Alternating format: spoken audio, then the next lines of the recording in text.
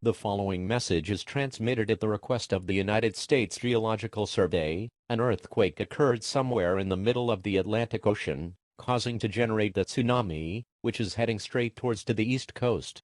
All residents are strongly advised to seek higher ground immediately. Stay tuned for more information on this situation.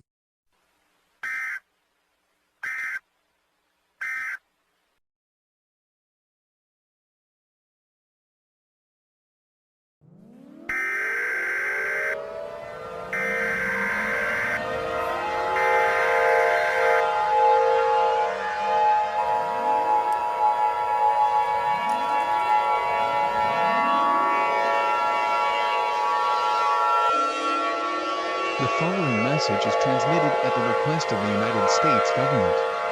This is not a test. Repeating, this is not a test.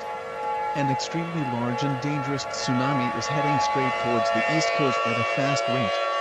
All residents receiving this message are strongly advised to evacuate immediately, and bring food, water, clothing, medical supplies, and a battery-powered radio.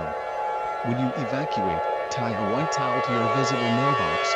This will let the authorities know that you are aware of this situation. Stay tuned for more updates.